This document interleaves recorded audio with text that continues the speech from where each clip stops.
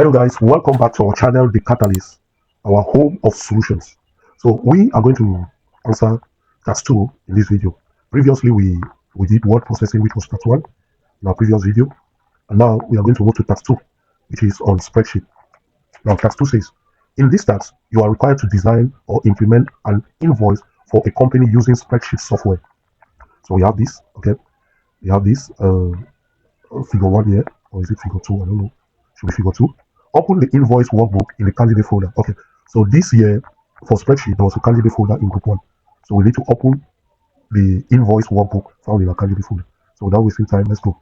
This is my candidate folder, and this is the file we are talking about, invoice. So let's open and start answering. Okay, so this is our file, and we'll also open our PDF file alongside so that we can be reading from both sides.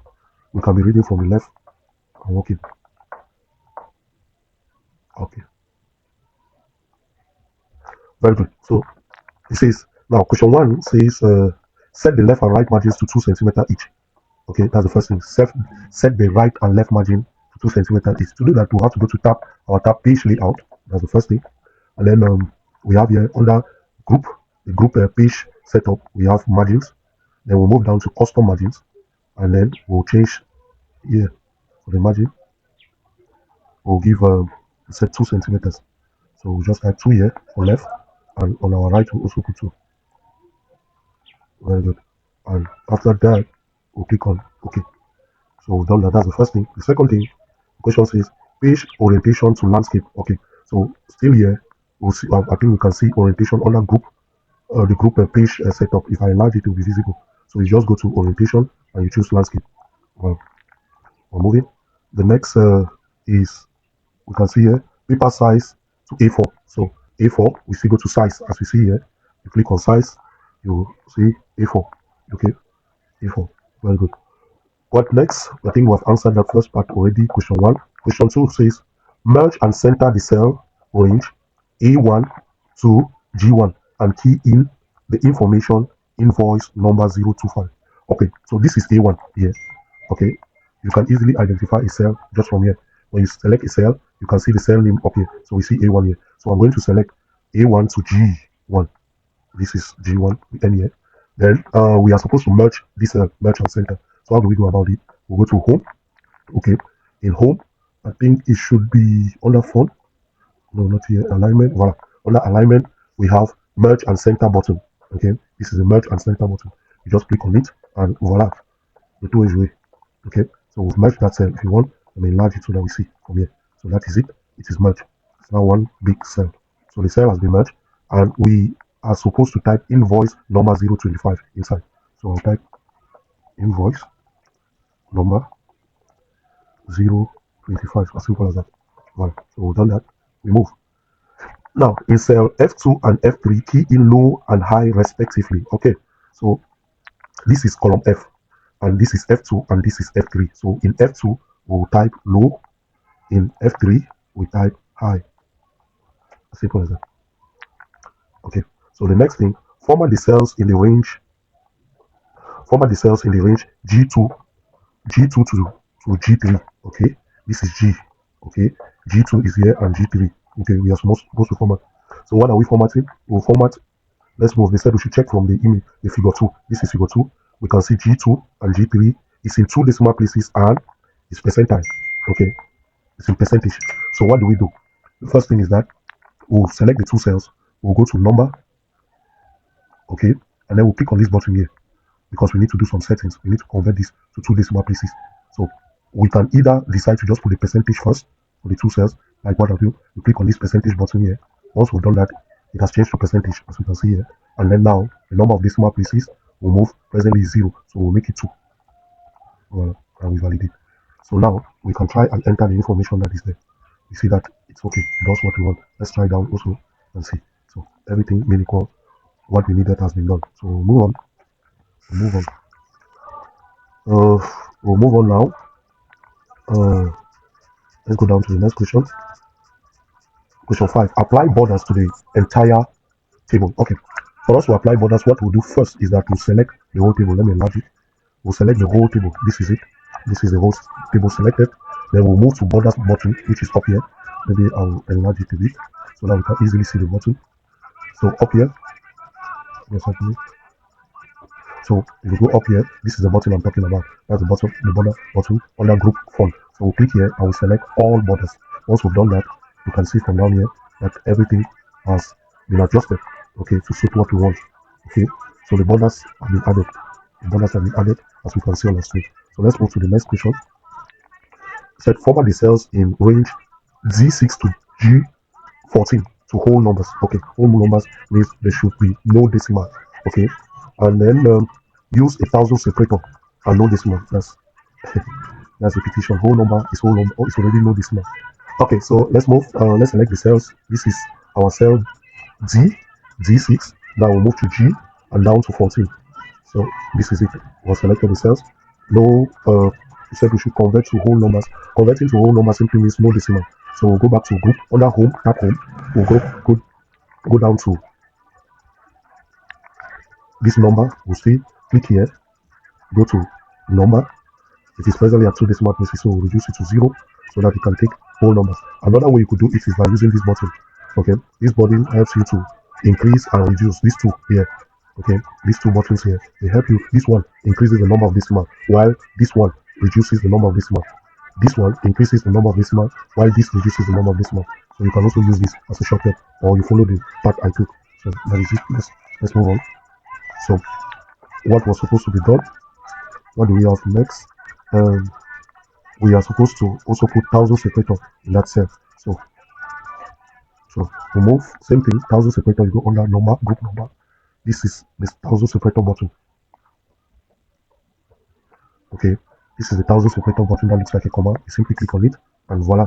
Unfortunately, we can see that decimals have come back. So for us to reduce, like I was saying, you can also just click here. As you click, it reduces the number of decimal places. So we did not need decimals here. So it's now okay. 1,000 separator, very well.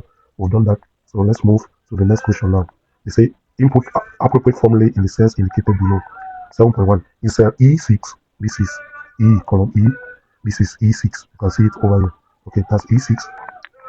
In cell E6, to calculate the total amount they're giving us a formula. It is quantity times unit price. So total amount here, we can either put equals to quantity, we put times. I hope we can see. If not, let me go to the formula bar so that you see what I'm entering as formula.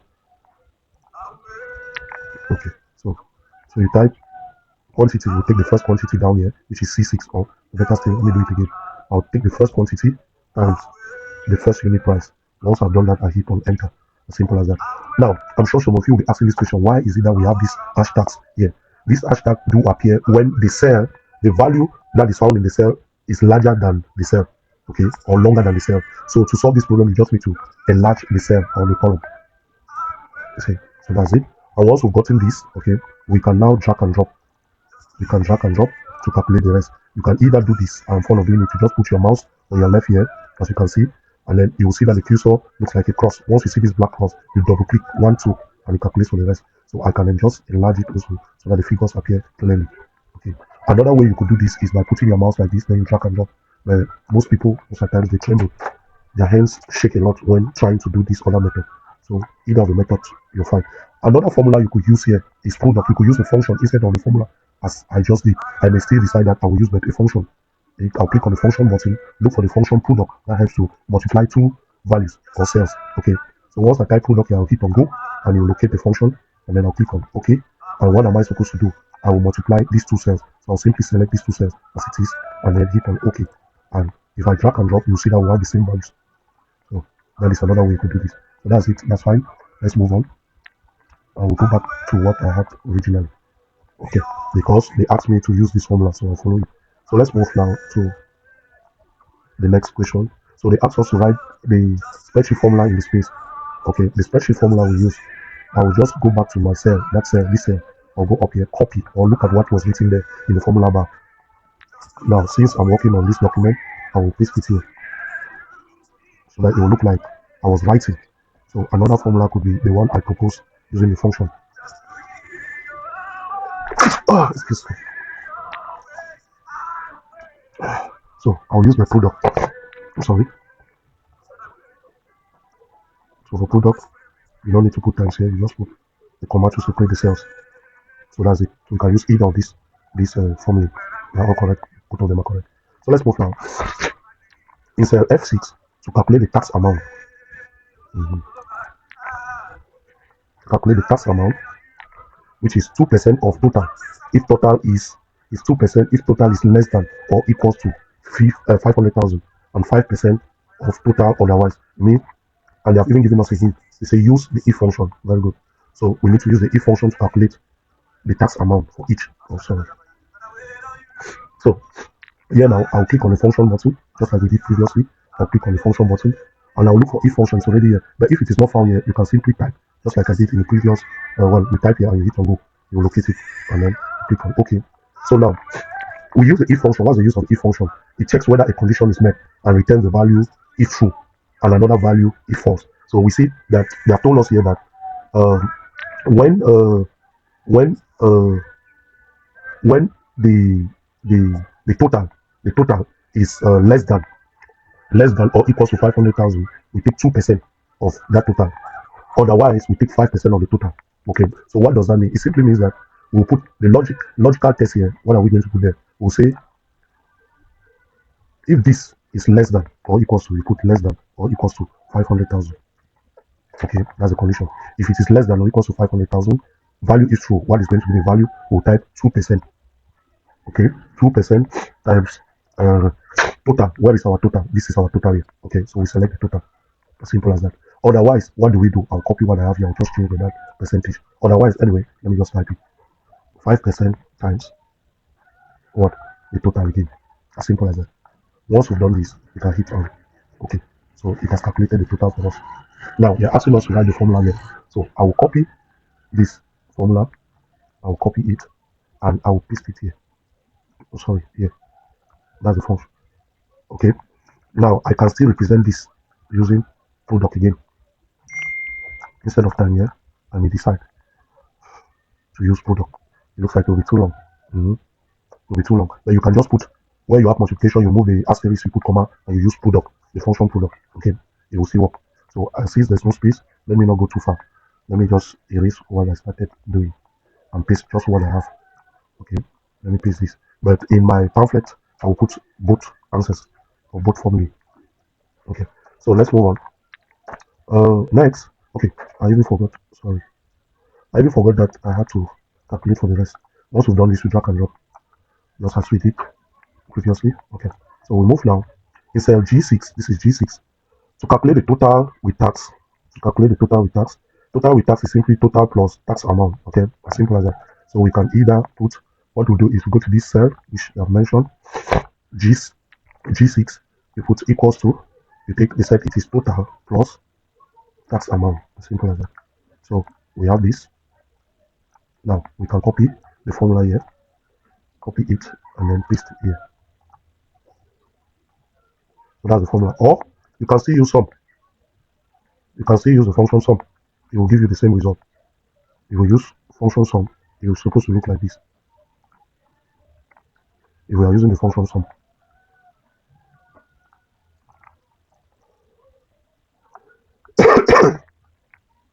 So it will give us the same result. If you doubt, let me do it here with sum.